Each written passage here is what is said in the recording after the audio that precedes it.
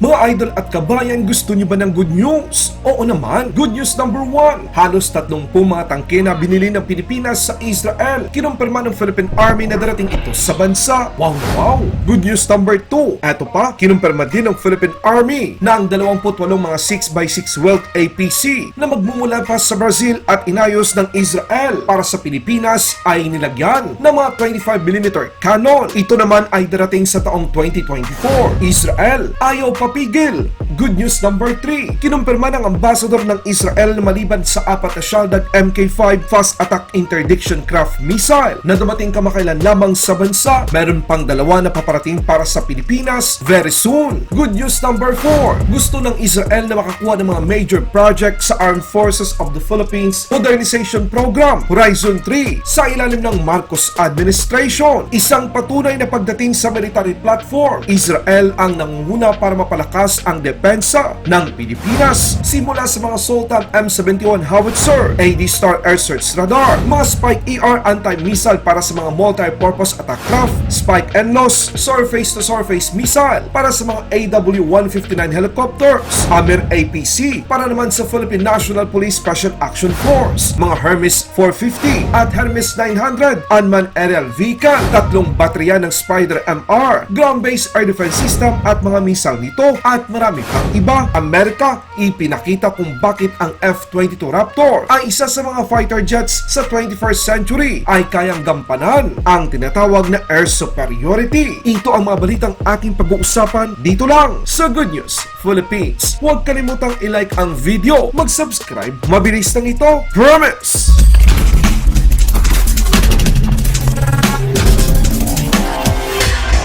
Good news number 1. Kinumpirma ng Hukbong Katihan ng Pilipinas na ngayong taon talaga darating ang mga nabiling tangke ng Pilipinas sa Israel na merong 105mm cannon ayon sa isang post na kinote ng ZDS News Online. Sa kanilang social media account, inihayag ni Major General Facundo Palafox, the 4th Commander ng Armor Division ng Philippine Army na inaasahan na darating sa bansa ang light tanks para sa Armor Pambato Division. 20 dito ay truck light tanks na nakabase sa ASCO 2 platform. Kabilang na dito ang isang command vehicle at isang recovery vehicle na nakabase sa ASCO 2 platform. 10 naman dito ay wheeled light tanks na nakabase naman sa Pandor 2 platform. Kinumpirma din ni Major General Facundo Palafox IV na hindi lamang ito ang mga dapat abangan dahil sa susunod na mga taon matatanggap ng Pilipinas ang 28 units ng 6x6 wheeled armored personal carrier na mula pa sa Brazil at inarmasan ng Israel at ang mga ito ay armado ng 25mm cannons. Ang mga bigating military assets na ito ay nakuha sa ilalim ng Armed Forces of the Philippines Modernization Program Horizon 2 sa panahon ng Duterte Administration. Good news number 2. Ngayong araw, bininyagan na ng Philippine Navy ang 2 bagong patrol gunship na nagawa ng Israel. Ang 2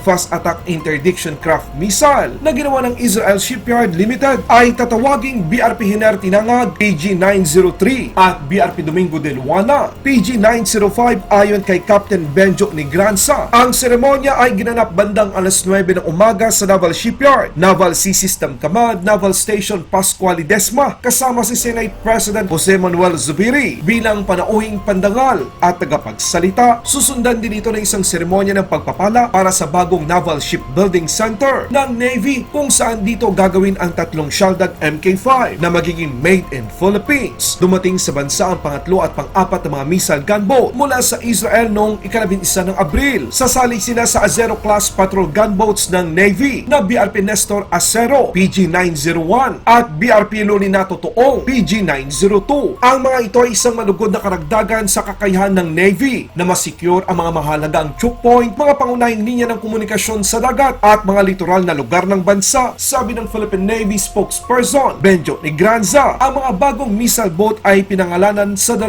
Filipino Marines na ginawaran ng Medal of Valor, ang pinakamataas na parangal sa militar ng bansa para sa kanilang katapangan. Ang mga bagong patrol gunboats ay bahagi ng Siyam na fast attack interdiction craft missile na binili ng gobyerno sa ilalim ng Duterte Administration noong taong 2019 sa halagang 10 bilyong peso bilang bahagi ng modernization program ng Armed Forces of the Philippines Horizon 2 para palakasin ang depensa ng bansa sa mga littoral areas o malapit sa baybayin. Good news number 3. Pagdating sa paggawa at pagdeliver pag-deliver ng mga kagamitan sa pangdepensa ng Pilipinas, Israel ang maituturing na laging maaasahan at on time. Inihayag ng ambasador ng Israel sa Pilipinas sa si Elon Floss na ang dalawang natitirang mga SHALDAG MK5 na ginagawa ng Israel Shipyard ay i-deliver na rin sa lalong madaling panahon sa Pilipinas. Grabe mga kabayan, ito yung gusto ko sa Israel dahil mabilis sila kung mabilis at kalidad naman kung kalidad lang ang pag-uusapan. Kaya hindi makakaila na isa ang Israel na gumagawa ng mga armas na tinatangkilik ng iba't ibang bansa sa mundo. Kung ganyan ba naman, sino ang makakahindi sa Israel? Di makakaila na pinabilib tayo ng Israel. Dati, kita naman natin na sa panahon ng Armed Forces of the Philippines Modernization Program, Horizon 1 at Horizon 2, matagumpay na naihatid ng Israel ang mga bigating assets tulad ng 12 Soltam M71 Howitzer, AD-Star Air Search Radar, 40 Spike ER anti-tank missile para sa mga multi-purpose attack craft, 20 Spike NLOS surface-to-surface missile para sa mga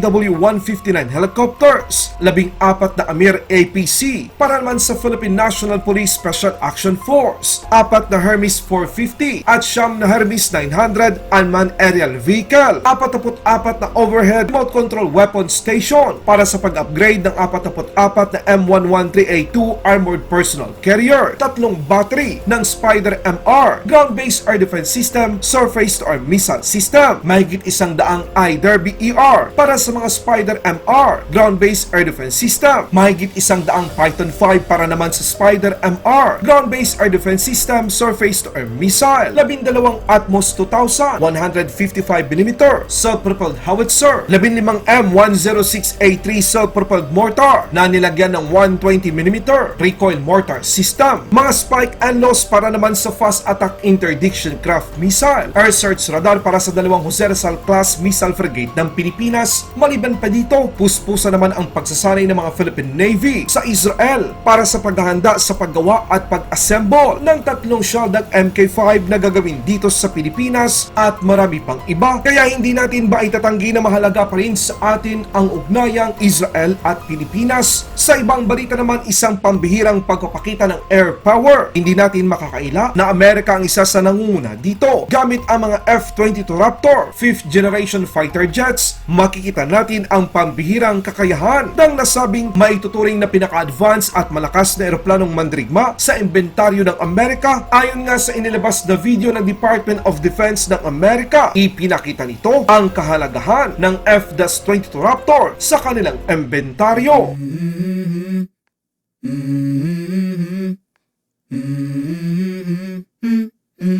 Let's go. I wake up to a little bit of drool on my pillow, feel like it's gonna be a bad day. Yeah, I'm tired of shit, and the coffee ain't hit yet, damn ain't that great. Laban Pinas.